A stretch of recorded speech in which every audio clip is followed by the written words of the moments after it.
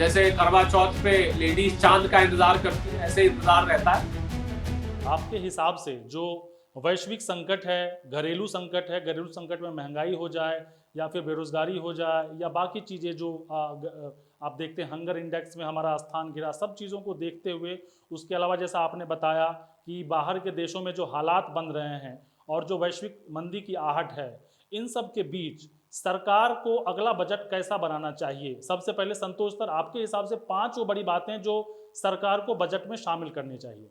मैं टैक्स वाले मुद्दे से शुरू करता हूं, जी। क्योंकि सरकार का फिस्कल डेफिसिट बेइंतहा बढ़ा हुआ है पिछले 2 सालों से, और बहुत ज़रूरी है कि सरकार अब कुछ नए इनडायरेक्ट टैक्स यानी जीएसटी संबंधित जैसे इनडायरेक्ट टैक्स जो आम आदमी और सब लोगों पे लगते हैं वो ना करे, पहली चीज़। क्योंकि वैसे ही पेट्रोल डीजल गैस का, जैसे मैं और शरद भाई दोनों बता रहे हैं कि बहुत ज़्यादा बढ़ा हुआ है। दूसरी बात, टैक्स के मामले में ही इस समय बहुत ज़रूरी है, क्योंकि फिर वही बात कि फिस्कल डेफिसिट बेइंतहा बढ़ा हुआ है और सरकार को अपना फिस्कल डेफिसिट कम करना है। और ज़रूरतें बहुत हैं जो, और एक्सपेंडिचर की ज़रूरतों पे मैं 1 मिनट में आता हूँ। ज़रूरी ये है कि कॉर्पोरेट इनकम टैक्स पे एक सरचार्ज, चाहे टेम्पररी हो, वो लगाया जाए, क्योंकि वो 19 में गिराया गया था। और पर्सनल इनकम टैक्स जो सुपर रिच हैं, 1 करोड़ से ज़्यादा सालाना इनकम है, उन पर भी एक टेम्पररी सरचार्ज लगाया जाए। अब सरकार को आमदनी की आवश्यकता है। अब जहां तक व्यय का सवाल है, एक्सपेंडिचर पैटर्न, बहुत ज़रूरी है कि पिछले 3 साल से स्वास्थ्य सेवाओं पे खर्च नहीं बढ़ाया गया हैगा। ना फाइनेंशियल ईयर 21, ना 22, ना 23 के अभी जो चल रहा है साल, उसके बजट में 86,000 करोड़ हेल्थ का सरकार का, केंद्र सरकार का बजट रहा, जबकि एक एक पूरी शताब्दी में सबसे बड़ी महामारी हमारे देश पे आपदा के रूप में आई। तो ज़रूरी यह है कि हमारे देश की जो सामाजिक स्वास्थ्य सेवाएं हैं, मतलब पब्लिक सेक्टर सर्विसेज हैं, उनका सुधार करने के लिए उसमें बढ़ोतरी होनी चाहिए। दूसरी बात, एजुकेशन पे बढ़ोतरी खास तौर से होनी पड़ेगी, क्योंकि 2 साल से स्कूल बंद थे कोविड की वजह से, और अब खुले हैं स्कूल, और वहाँ बच्चों को नए तरीके से पढ़ाने की आवश्यकता है। बच्चे जो कुछ पढ़ रहे थे, सीख रहे थे, वो सीखा सिखाया उनका वो भूल गए हैं। और तमिलनाडु में इसमें एक नई स्कीम चालू हुई है। उस प्रकार की स्कीम के लिए एक अनुदान देना चाहिए राज्य सरकारों को, केंद्र सरकार को। और तीसरी बात, और इस बात कह करके मैं अपनी बात खत्म करूंगा, जो एक तरीका, एक जरिया शुरू किया गया था पिछले बजट में कि राज्यों को कैपेक्स बढ़ाने के लिए, यानी कि निवेश बढ़ाने के लिए जो अनुदान दिए जाने की बात थी, उसमें वो चालू रहना चाहिए।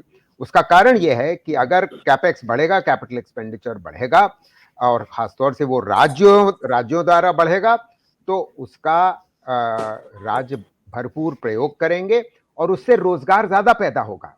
क्योंकि ऐसा कैपेक्स जो राज्य सरकारें करती हैं, उनके स्कीम ज्यादा छोटे स्तर पर होते हैं, जो ज्यादा उतने कैपिटल इंटेंसिव नहीं होते हैं, बल्कि श्रम गहन होते हैं।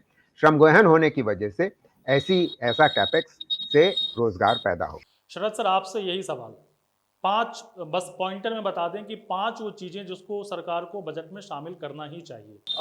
संतोष जी ने बहुत अच्छे पॉइंट बताए। मैं क्योंकि उन्होंने बता दिए तो मैं उन पॉइंट्स को तो रिपीट नहीं करना चाहूंगा। सिर्फ एक पॉइंट मैं, जो मेरे भी दिमाग जहन में था कि टैक्सेस का रैशनलाइजेशन इस समय जरूरी है, जो मैंने पहले भी बोला।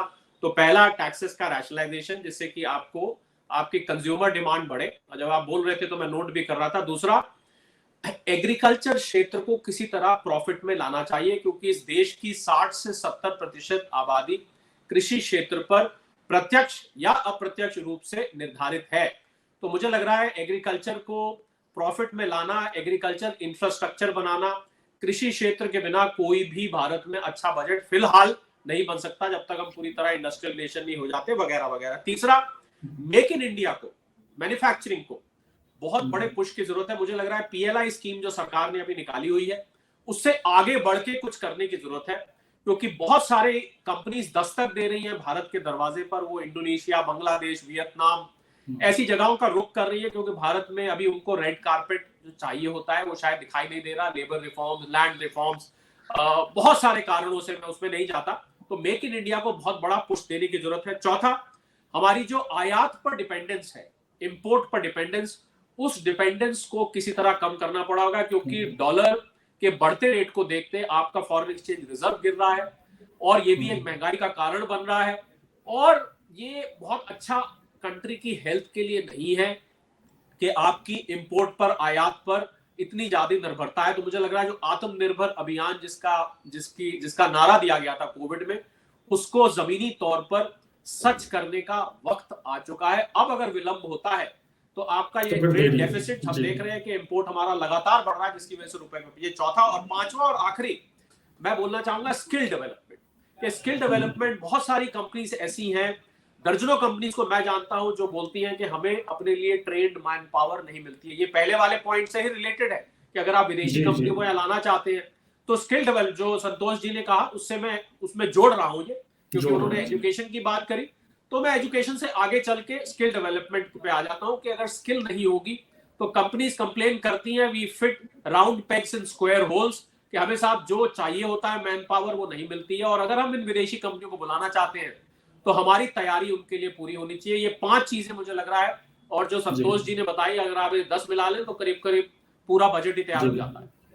चलिए, आखिर में आज का कार्यक्रम हम यहीं पे समाप्त करेंगे। आखिर में, चूंकि आप टैक्स गुरु हैं और आपसे ये सवाल ना पूछूं तो हमारे दर्शक नाखुश होंगे कि क्या इस बार टैक्स पेयर्स को कोई राहत आप देख रहे हैं या फिर और ज्यादा सख्ती दिखेगी? देखिए, मेरी जो तजुर्बा रहा है पिछले 3-4-5 साल में कि सरकार ने इंडिविजुअल टैक्स पेयर्स को रिलीफ देने की परंपरा से अपने आप को ऊपर उठा लिया है।